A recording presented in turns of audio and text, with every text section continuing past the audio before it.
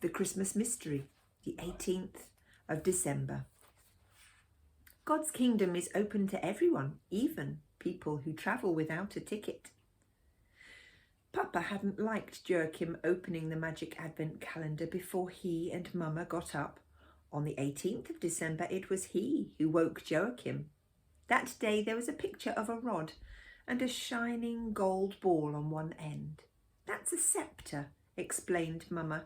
Kings and emperors have used rods like that as a symbol of dignity. The round ball is probably meant to be the sun. Joachim unfolded the little piece of paper that had fallen out of the calendar and read aloud to Mama and Papa. They sat on each side of him on his bed. The Emperor Augustus. A strange procession swept through Thrace toward Constantinople on their way to Bethlehem. 500 years had passed since Jesus was born in a stable, swaddled in a piece of cloth and placed in a manger because there was no room for Mary and Joseph in the inn. But that old story was already familiar in large areas of the world. They stopped in front of one of the city gates that was guarded by soldiers. The soldiers drew their swords and raised their spears as soon as the first sheep reached the gate. Then the angel Seraphiel flew up beside the sheep and placed himself between them and the soldiers.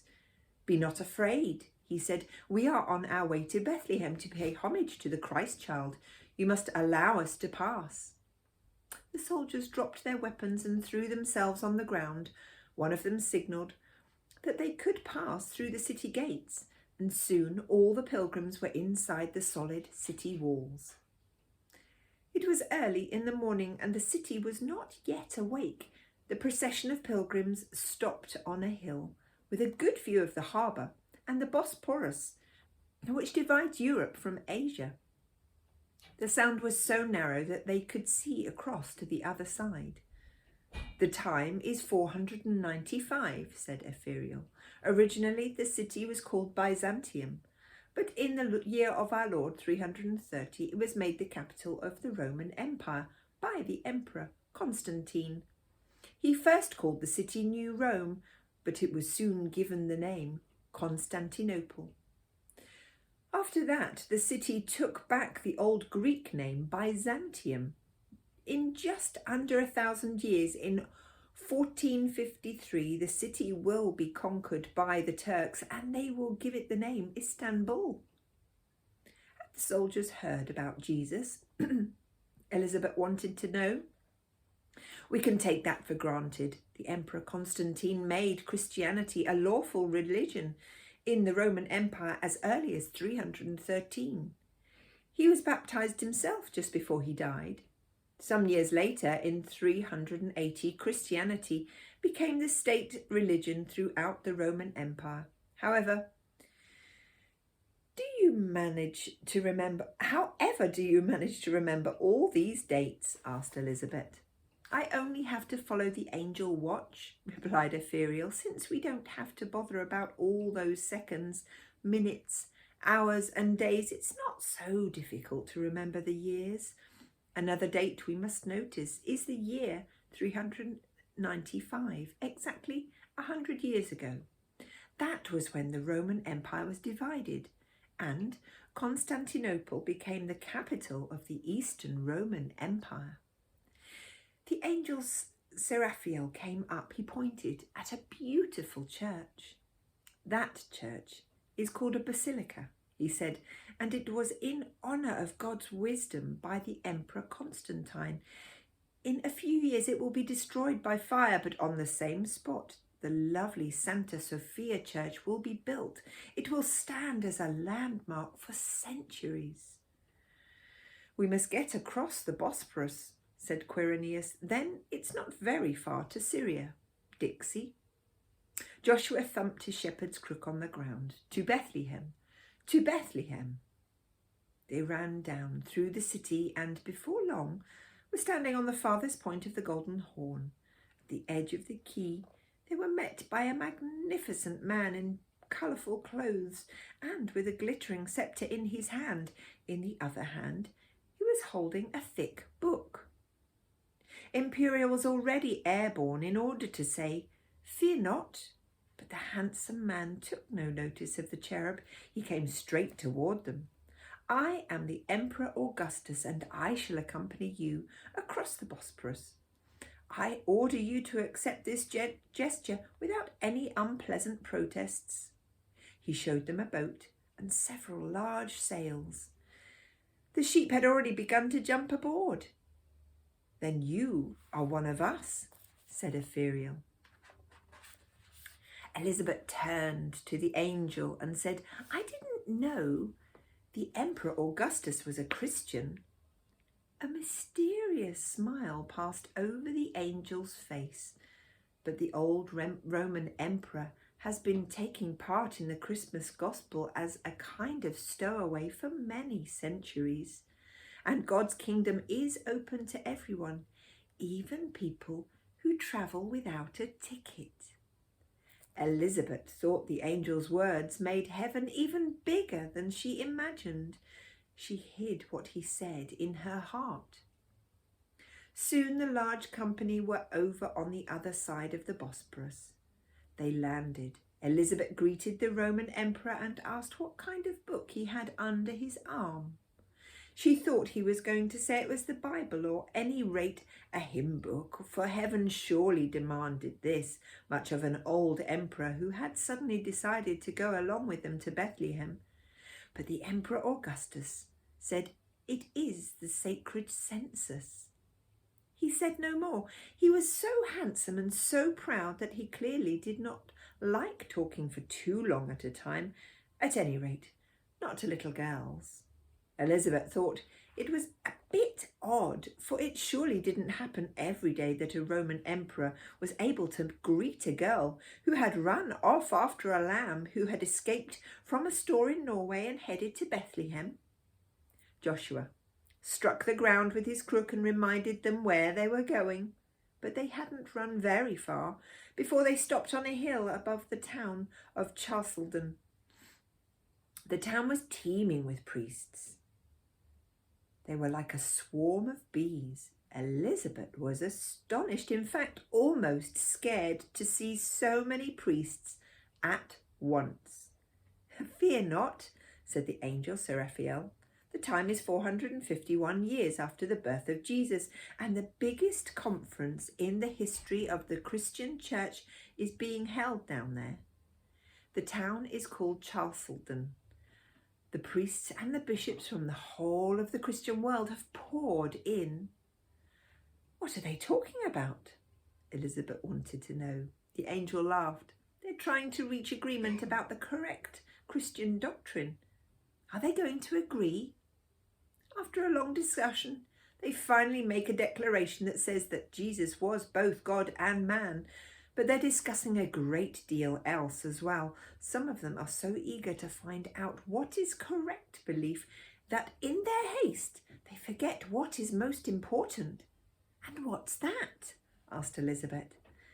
"That Jesus came into the world to teach people to be kind to one another. No other lesson is more difficult for a human being to learn, or more important. It's not as important to know how many angels there are in heaven, or whether God has a splinter in his little finger." "Has he really got one?" "It doesn't matter, I told you. It's more important to see the beam in your own eye." Elizabeth found that very difficult to understand, but she hid the words in her heart. Perhaps she would understand them better another time. The two wise men were clearly not entirely satisfied with what the angel said. "It is strictly speaking not necessary to believe in angels at all," said Caspar. "Many people believe that such concepts have very little to do with what Jesus wished to teach us." "The angel stories may only be fairy stories," added Balthazar, but that Jesus wished to teach humans to be kind to one another was no fairy story. Only now did Epheriel begin to argue. "We angels are not used to using such strong words," he said, in a gentle voice. All the same, I must say that this is one of the silliest things I've ever heard, at least on this pilgrimage. You should be ashamed of yourselves, both of you, or you should stay in the Orient and not start wandering westward with such irresponsible talk. Yes, indeed, added Imperial. You should be ashamed of yourselves, both of you. I'm offended. The next moment, Imperial did something Elizabeth thought angels in heaven would never do. He put his hand in front of his offended face and thumbed his nose at the two wise men from the Orient. Bah, to you, said the little cherub. Yes, indeed. A certain nervousness began to spread among the godly company. The angel, Cephariel, unfolded his arms to show he was not carrying any weapons. It's easy to lose courage when even your nearest and dearest lose faith in you, but although we can disagree about such important matters of belief, we mustn't under any circumstances begin to quarrel. Now, let's try to forget the unkind things that have been said and the unkindness that was thumbed. Joshua, the shepherd, was clearly in agreement with the last speaker, for now he thumped his crook on the ground and said, "To Bethlehem, to Bethlehem." And with that they started moving down the Farriga. Joachim sighed heavily and let the piece of paper fall into his lap. It's silly when grown-ups quarrel, he said, but it's even sillier when angels in heaven start quarrelling. Papa nodded. These have always been sensitive matters. It's not the first time people have got cross because of a discussion about angels. But they didn't disagree so very much, protested Mama. The angels and the wise men agreed that the most important lesson Jesus wanted to teach people was that we ought to be kind to one another. And that can, in fact, be much more difficult than believing in angels.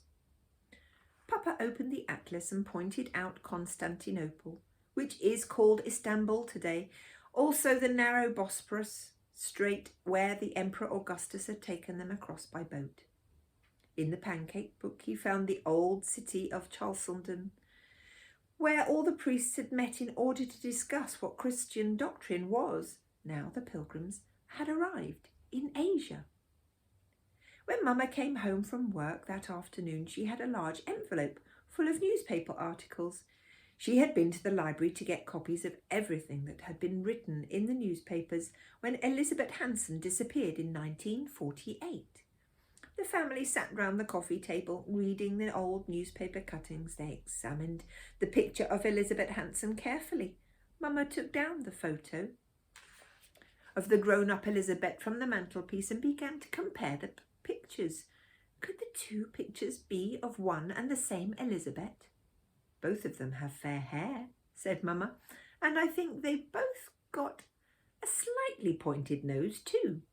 Impossible to tell, snorted Papa. He was more interested in the disappearance. As he read the old newspapers, he said, her mother was a teacher, her father was a well-known journalist. Only her little knitted hat was found when the snow melted a few months later in some woodlands. Otherwise the police had no clues at all. They hadn't read the magic advent calendar, said Joachim.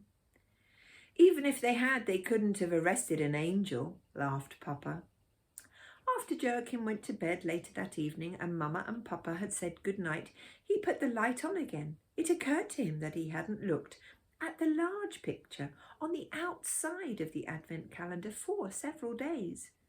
That was because most of the doors in the calendar had been opened, so he closed them again. Then it happened again. The picture showed Mary and Joseph leaning over the baby Jesus in the manger. In the background were wise men and the angels descending through the clouds to tell the shepherds in the fields that Jesus was born. High up on the left there was a picture of two men in fine clothes. Unlike the others, they were standing with their backs to the scene. Joachim had seen them before, and now he was quite certain that they were supposed to be Quirinius and the Emperor Augustus. But only at this moment did he notice that the Emperor was carrying a shining scepter. He had been holding a shining scepter in his hand ever since Joachim was given the magic advent calendar in the little bookshop, or had the scepter drawn itself in. That's the end of the chapter.